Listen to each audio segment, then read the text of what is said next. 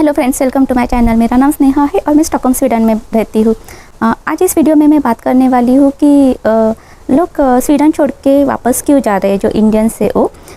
तो मैंने पिछले कई दिनों से न्यूज़ चैनल्स पे हर जगह पे यही न्यूज़ चल रही है कि इंडियन स्वीडन छोड़ के जा रहे हैं। मुझे भी बहुत ऐसे व्हाट्सएप पे मैसेजेस आए और लोग पूछ रहे क्या स्वीडन रहने लायक कंट्री नहीं रही है क्या। तो यस, और यहाँ की लोकल न्यूज़पेपर में भी आया था कि इंडियंस स्वीडन छोड़ के जा रहे हैं। जब मैंने वो लोकल न्यूज़पेपर पढ़ा देखा तो उसमें लिखा था कि ऑलमोस्ट 2841 कुछ नंबर है, उतने इंडियंस इस ईयर में स्वीडन छोड़ के चले गए हैं। तो इंडियंस स्वीडन छोड़ के क्यों जा रहे हैं उसके बारे में मैं बात करूँगी। तो सबसे पहला पॉइंट जो है कि यहाँ पे जो सैलरी रिक्वायरमेंट है, मिनिमम वेजेस, वो चेंज किया है। पहले जो मिनिमम वेज का रिक्वायरमेंट था वो दैट वाज अराउंड 23,000, बट अभी वो बढ़ा के 27,000 किया है। तो बहुत ज़्यादा ऐसे सेक्टर है जैसे होटल, रेस्टोरेंट्स या फिर सैलून में जो लोग काम करते वो सैलरी रिक्वायरमेंट का एक्सपेक्टेशन है वो मैच वो नहीं कर पाते। तो उसके वजह से अनफॉर्चुनेटली उनको स्वीडन छोड़ के जाना पड़ रहा है। सेकंड पॉइंट मैं बताऊंगी कि बहुत ज़्यादा लोग ऐसे जिन्होंने वीज़ा एप्लीकेशन किया है लेकिन उनका एप्लीकेशन अभी भी प्रोसेस है।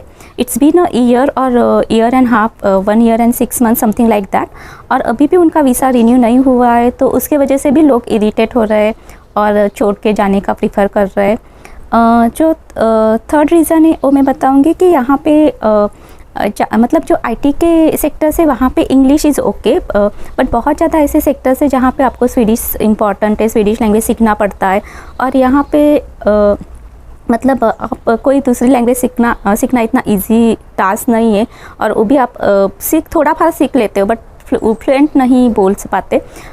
तो फिर यहाँ पे ज़्यादातर जॉब्स ऐसे रहते हैं, वहाँ पे वो लोग ऐसे एक्सपेक्ट करते हैं कि आपको स्वीडिश फ्लुएंटली आनी चाहिए। तो वो भी एक बात है जिसके वजह से इंडियंस स्वीडन छोड़ के जा रहे हैं, क्योंकि और ज़्यादातर इंडियंस स्वीडिश नहीं सीख रहे, वो मैंने बात ऑब्जर्व की है। उसका रीज़न ये भी हो सकता है कि हम इंडियंस इंग्लिश बहुत अच्छे से बोल सकते हैं। मैंने मेरे बाकी के जो दोस्त हैं जो डिफरेंट कंट्रीज से, उन हर एक बहुत ज़्यादा ऐसे देखा है कि ऑलमोस्ट हर किसी को स्वीडिश आता है। तो वो मेरे लिए बहुत ये था कि हम इंडियंस नहीं सीख पा रहे, बट जो भी डिफरेंट कंट्रीज से आते वो लैंग्वेज सीख लेते। बट उसका वो एक दूसरा रीज़न ये भी हो सकता है कि वो जो दूसरे कंट्रीज से लोग आ रहे वो इंग्लिश में इतने अच्छे नहीं है जितने हम लोग हैं। तो उसके वजह से मोड ऑफ कम्युनिकेशन उनके पास एक ही है जो स्वीडिश है, तो उसकी वजह से वो स्वीडिश सीख रहे हैं। तो वो एक बात है। दूसरा, यहाँ का वेदर बहुत एक्सट्रीम रहता है। मतलब यहाँ पे 4 वेदर्स रहते हैं, spring, summer, autumn and winter. Autumn and winter are really harsh. मतलब ऑटम इज़ ओके, जब लीव्स चेंज होते हैं तो बहुत सुंदर दिखता है, बट जैसे ही ऑटम ख़त्म होने को आता है और अक्टूबर नवंबर मंथ्स आते हैं तो डेज ऐसे बहुत ही छोटे होते हैं और फिर डार्क लगने लगता है। बहुत लोग ऐसे बोलते हैं कि वो डिप्रेशन का पीरियड होता है, और बहुत ज़्यादा लोग यहाँ पे डिप्रेशन में चले जाते हैं, क्योंकि आपका दिन जब 3 बजे ख़त्म होता है, आप बाहर भी नहीं जा सकते क्योंकि बाहर बहुत ठंड रहता है। और अगर आपको बाहर जाना है तो आपको number of layers of jackets and layers of inners, मतलब सॉक्स एंड शूज़, बहुत कुछ लेके छोटी छोटी बातों के लिए भी वो सब पहन के आपको बाहर जाना पड़ता है। तो लोग ज़्यादातर अवॉइड करते हैं उस टाइम बाहर जाना और घर में ही रहते। तो उसके वजह से वो जो मंथ्स रहते हैं विंटर के, उसको डिप्रेसिंग भी बोला जाता है। तो वो एक बात है। उसके बाद मैं बात करूँगी कि ज़्यादातर यहाँ पे हमारे यहाँ इंडिया पे काम करने को ज़्यादातर मेड्स रहते हैं। हम अगर घर में कुछ भी ख़राब हो गया या पाइप का वर्क करना है तो हम तुरंत प्लम्बर को बुला लेते, बट यहाँ पे ऐसे नहीं होता है। यहाँ पे ज़्यादातर काम आपको खुद को ही करने पड़ते हैं। मतलब आपको फर्नीचर बनाने से अगर कुछ पाइप में प्रॉब्लम है, लीकेज है, तो वो भी रिपेयर आप ज़्यादातर खुद ही करते हो, क्योंकि अगर आप किसी को कांटेक्ट करते हो तो वो पर्सन उस टाइम अवेलेबल होता है कि नहीं, ज़्यादातर नहीं होता है। आपको अपॉइंटमेंट लेना पड़ता है, फिर उसका टाइम देखना पड़ता है, और ज़्यादातर आपके अपॉइंटमेंट कुछ दिनों के बाद मिलती है, और उसके बाद वो हावरली चार्ज करते हैं, और 1 घंटे का कुछ 800 to 900 क्रोनर चार्ज होता है, which is almost 7,000 to 8,000 rupees, जो बहुत ही ज़्यादा रहता है। तो इसकी वजह से हम लोग ज़्यादातर खुद ही काम करते हैं यहाँ पे। और मेड एंड घर क्लीनिंग तो मतलब यहाँ पे हम वो खुद ही करना पड़ता है, क्योंकि हम लोग इतना अफोर्ड नहीं कर सकते ऐसे। तो वो एक बात है। और यहाँ पे एक्चुअली स्वीडिश मतलब मेरे बहुत ज़्यादा स्वीडिश कलीग है, मैं एक स्वीडिश कंपनी में काम करती हूँ। और जब हम लोग ऐसे बोल रहे थे कि यहाँ पे, मैंने उनसे क्वेश्चंस किया कि यहाँ पे मेट्स क्यों नहीं रहती, घर के काम करने के लिए किसी को हायर क्यों नहीं किया जाता। तो मुझे याद है कि मेरी एक जो स्वीडिश कलीग थी वो मुझे बता रही थी कि वो लोग बहुत प्राउड करते हैं खुद का काम खुद करने से, और अगर उनको किसी का हेल्प लेना पड़ता है तो उनको थोड़ा सा शेम लगता है। तो वो मुझे बता रही थी कि अगर उसके घर मेड आएगी और काम करेगी और किसी और को पता चलेगा तो वो लोग उसके बारे में ऐसे सोचेंगे कि इतनी भी कैपेबल नहीं है क्या खुद के घर का काम करने पे। तो उसको शेम फील होगा कि वो खुद का काम किसी और से करवा के ले रही है। तो वैसे मुझे बताया तो यस, या तो सुन के तो मैं भी थोड़ा सा, मतलब वो पॉइंट ऑफ व्यू मेरे लिए बहुत डिफरेंट था, क्योंकि हम इंडिया में हमें ऐसे हम सोचते ही नहीं है इसे उल्टा। तो यस, या तो वो एक पॉइंट है।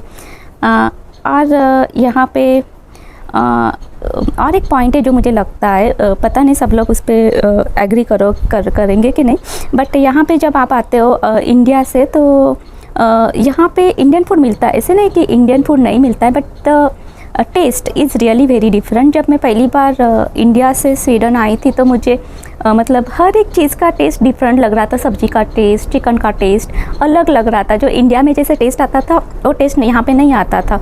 तो यस, या तो वो एक बात थी कि टेस्ट बहुत अलग लग रही थी। ऊपर से यहाँ पे आपको, अगर आप किसी रेस्टोरेंट में खाना खाने को जाते हो तो आपको बहुत ज़्यादा पे करना पड़ता है। आप मिनिमम चार्जेज, जब मैं जाती हूँ तो जो मिनिमम पे करती हूँ दैट इज़ अराउंड 250 ऐसी के समथिंग। तो हर एक डिश का 2000 रुपीज़ कुछ तो पे करना पड़ता है जब आप बाहर खाना खाते हो दोपहर का। रात में डिनर के टाइम जाते हो तो चार्जेस डबल हो जाते हैं। तो वो है कि यहाँ पे बहुत ही, मतलब जो हम लोग पे करते बहुत ज़्यादा खाने पे करते, या कहीं घूमने जाते या मूवी देखने जाते तो बहुत ज़्यादा पे करना पड़ता है। तो वो एक बात है। और एक पॉइंट है कि जो यहाँ पे जो हायरार्की, मतलब इंडिया में हायरार्की में आप बहुत जल्दी आगे चले जाते हो। जब आप जॉब करते हो आप बहुत कॉम्पिटिटिव रहते हो। हमें इंडिया में कंपटीशन का तो बचपन से ही सिखाया जाता है, हमें कॉम्पिटिटिव बनाया जाता है। बट यहाँ पे वैसे नहीं है। हायरार्की में आप एक ही कंपनी में बहुत साल काम करते हो बट फिर भी आपका हायरार्की में ऊपर नहीं जाते, एंड सबको ओके रहता है। अभी मैं पिछले 9 ईयर्स से वर्क कर रही हूँ, and my designation is same but I don't care. I am happy what I am doing my task has change. But वो मुझे ओके कि मैं हायरार्की में ऊपर नहीं हूँ, जहाँ जिस लेवल पे आई एम सेटिस्फाइड। तो वो एक है कि इंडिया में से हायरार्की में ऊपर नहीं जाते, तो वो भी सोचते हैं इंडियंस कि हाँ कुछ करियर में डेवलपमेंट नहीं हो रहा है। तो उसके वजह से भी वो एक रीज़न है कि जिसके वजह से इंडियंस स्वीडन छोड़ के जा रहे हैं। यहाँ पे जब आपको कुछ बुखार या खांसी होती है, ज़्यादातर बुखार या खांसी के लिए यहाँ पे आपको हॉस्पिटल में बिल्कुल ही एंटरटेन नहीं करते, आपको तुरंत घर भेज देते। इनफैक्ट कियान को भी एक बार बुखार था 4 दिनों से, तो मैं हॉस्पिटल गई थी तो मुझे बोला कि नहीं, हम लोग उसके लिए कुछ नहीं कर सकते, सर्दी खांसी बुखार उसके लिए कोई मेडिसिन नहीं है। एक अलवेदा नाम का एक कॉमन मेडिसिन है यहाँ पे जो हमें बोलते हैं कि आप ले लो, जब भी आपको सर्दी खांसी या बुखार हो तो वो मेडिसिन ले लो, and that is the only one medicine यहाँ पे रिकमेंड करते हैं। तो यस, अनलेस एंड अनटिल आप बहुत सीरियस हो यहाँ पे हॉस्पिटल में आपको एंटरटेन नहीं करते। आपको अगर आप हॉस्पिटल में जाते हो तो ज़्यादातर नर्स ही आपको देखती है, डॉक्टर से मुलाकात करना बहुत ही डिफ़िकल्ट होता है।